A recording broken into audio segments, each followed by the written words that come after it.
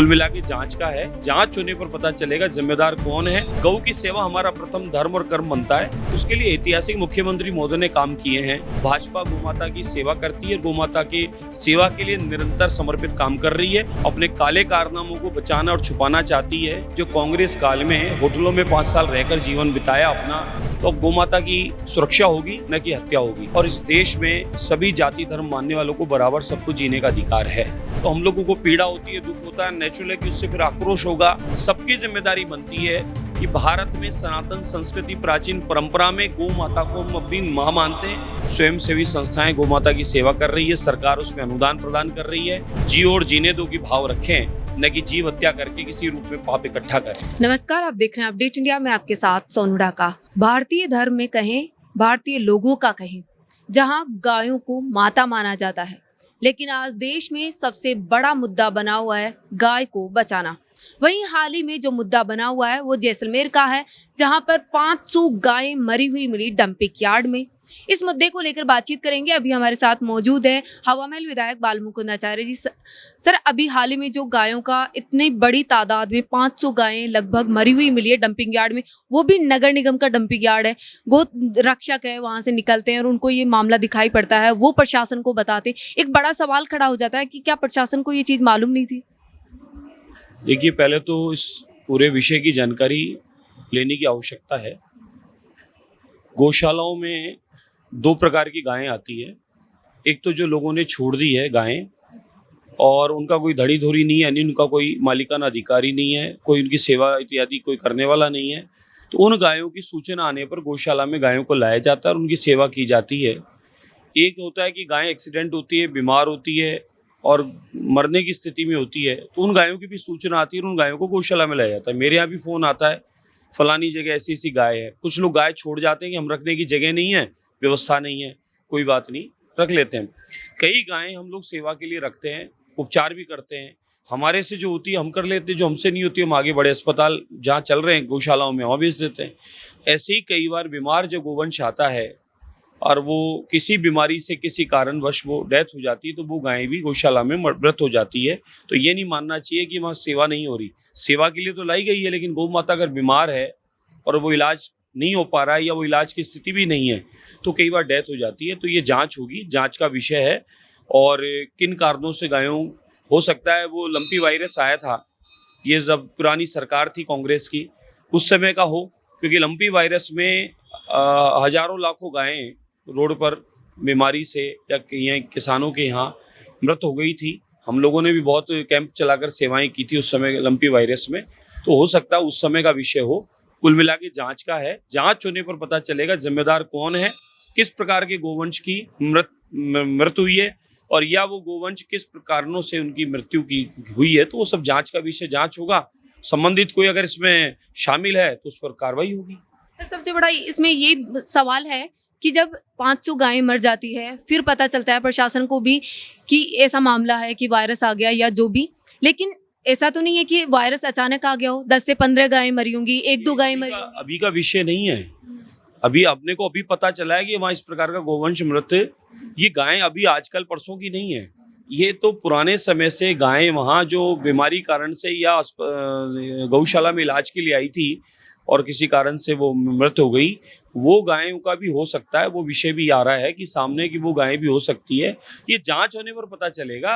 एक दिन में इससे अचानक कोई गाय मरी नहीं है, ना कई गायें का। ये भारतीय जनता पार्टी की सरकार है जो गोमाता की जय नहीं बोलती, गोमाता की सेवा भी करती है जय के साथ। और गौ की सेवा हमारा प्रथम धर्म और कर्म बनता है।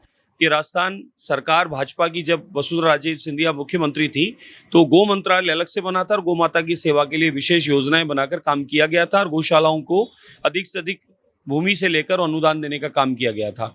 इसी क्रम में ये राजस्थान की भाजपा का सुशासन है। आदरणीय मुख्यमंत्री भजनलाल शर्मा साहब ने आने के तत्पश्चात गौ माता की सेवार्थ अनुदान भी बढ़ाया, नंदीशालाओं का भी बढ़ाया और गौशाला पंचायत स्तर में प्रत्येक गांव में बने और गौमाता की वहाँ रक्षा और सेवा हो पाए और भारतीय देसी नस्ल की गौमाता का रक्षा हम लोग करके उसका संरक्षण कर सकें, उसको बचा पाएं, गो संवर्धन कर पाएं। उसके लिए ऐतिहासिक मुख्यमंत्री महोदय ने काम किए हैं।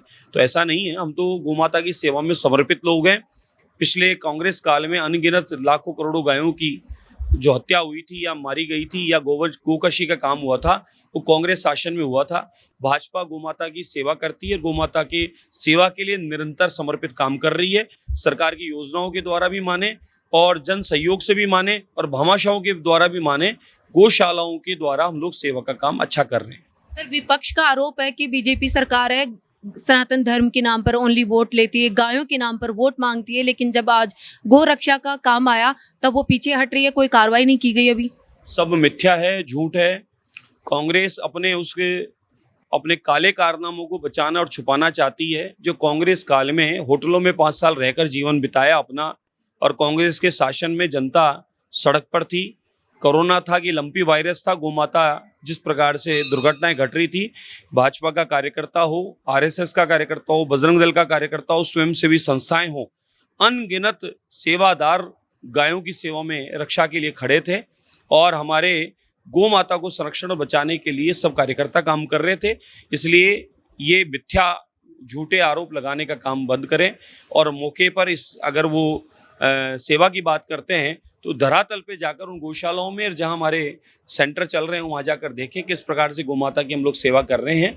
ये गोवंश हो सकता है, लंपी वायरस जब आया था कांग्रेस काल में, उस समय का हो सकता है ये मामला, उस समय की गायें हो सकती है, क्योंकि वो सारी पुराने समय की गोवंश मरी हुई बताई जा रही है। तो ये जांच होगी, जांच में साफ हो जाएगा, जो दोषी होगा उस पर कार्रवाई होनी चाहिए। सर, एक अभी सोशल मीडिया पर भी वायरल हो रहा है कि पश्चिम बंगाल सरकार, जो अभी बीजेपी की पहली बार सरकार बनी है, वहां पर सख्त एक्शन लिया गया है कि जो बकरी ईद है उस पर जो गाय है उनकी बलि नहीं दी जाएगी, कुर्बानी नहीं दी जाएगी, और खुले में तो एकदम सख्त मना किया गया है। तो क्या जैसे राजस्थान में भी बीजेपी की सरकार है, तो क्या ऐसा अधिनियम या कानून यहाँ भी लाया जाएगा?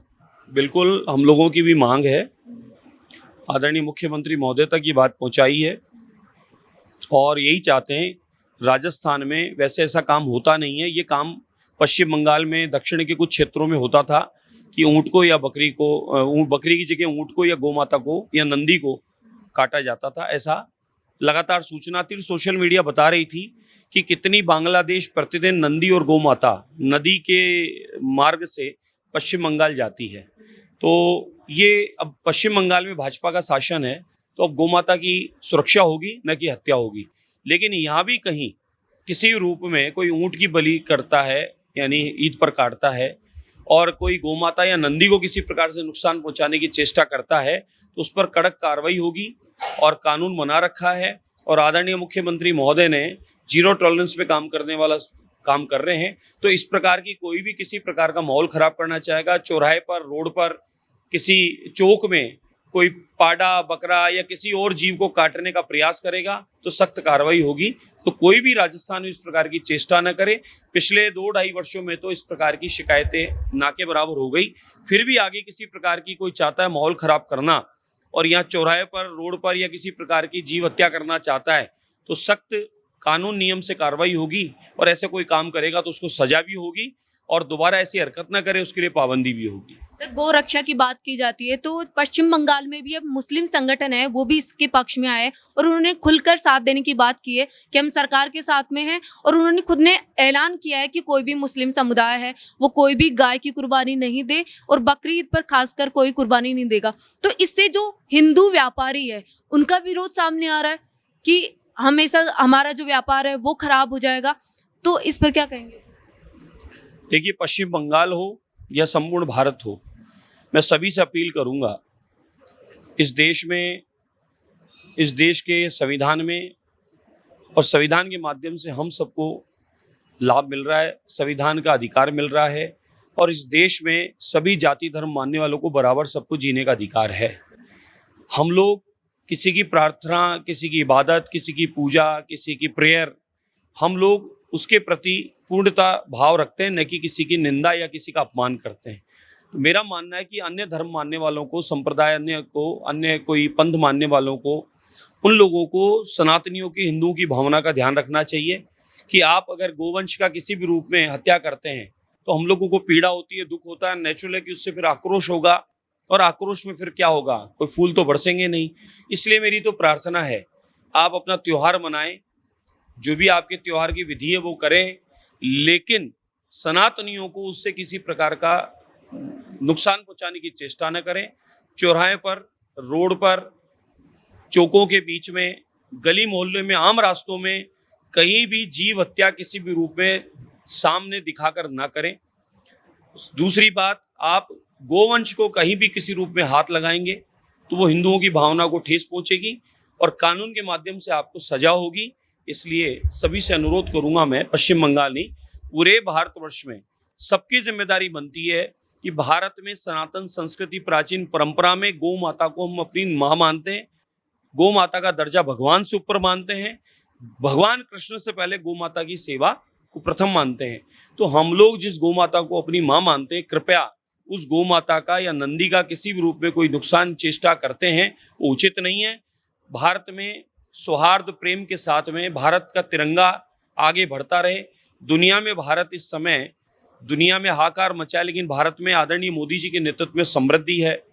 मोदी जी के नेतृत्व में भारत में बहुत अच्छा विकास हो रहा है। तो हम लोगों को अपना और अपने देश के प्रत्येक नागरिक के विकास का और उसकी जन भावना का ध्यान रखकर ही कोई काम करना चाहिए। सर वो सही है कि जो इस टाइम चल रहा है, लेकिन जो हिंदू व्यापारी है कि जो गायों को वो नहीं खरीदेंगे, अगर मुस्लिम समुदाय नहीं करेगा, कुर्बानी वो ही देते हैं, तो अगर जो हिंदू व्यापारी है उनके व्यापार पर जो इफेक्ट पड़ेगा उसके लिए क्या? गाय दूध देती है और दूध का पान हम लोग करते हैं। गाय दूध नहीं भी देवे तो हिंदुओं के लिए वो माँ का स्वरूप है। किसी भाई को, बहन को गाय है और वो पाल नहीं सकता है तो उसके लिए गौशाला है, गौशाला में वो गाय को दे सकता है। स्वयंसेवी संस्थाएं गौ माता की सेवा कर रही है, सरकार उसमें अनुदान प्रदान कर रही है और सरकार स्वयं गौशालाएं संचालन करके गौ माता का संरक्षण कर रही है। इसलिए कहीं भी सनातनी हिंदू धर्म को मानने वाला गौ माता की रक्षा के लिए स्वयं अपनी जिम्मेदारी निभाए और इस काम को जहाँ भी दुनिया के कोने में रहता है वो करने का काम करे। मैं यही अपील करता हूँ, न कि गौ माता को किसी रूप में नुकसान पहुँचाएं। बहुत सारी वस्तुएं आपके खाने के लिए, कृपया जीवों को तो छोड़ें, जियो और जीने दो की भाव रखें, न कि जीव हत्या करके किसी रूप में पाप इकट्ठा करें। आपने देखा कि विधायक जी ने अभी अपने जो वक्तव्य है वो रखे, लेकिन बड़ा सवाल यही खड़ा हो जाता है कि जो हिंदू व्यापारी है, अगर वो गायों को या जीवों को पालते ही इसीलिए हैं कि वो बेचेंगे और उससे अपना व्यापार बनाए रखेंगे, तो ये सरकार के सामने भी बड़ा सवाल खड़ा हो जाता है कि वो उस चीज को मेंटेन कैसे करेंगे। जैसे पश्चिम बंगाल सरकार ने जो ऐलान किया है उसके विरोध में जो हिंदू व्यापारी है वो आए कि हमारा व्यापार है वो खराब हो जाएगा। तो इसको लेकर पश्चिम बंगाल सरकार क्या फैसला लेती है वो तो आने वाले दिनों में पता चल जाएगा। ऐसी तमाम खबरों के लिए देखते रहिए अपडेट इंडिया। मैं आपके साथ सोनू ढाका, मेरे सहयोगी जावेद के साथ जयपुर।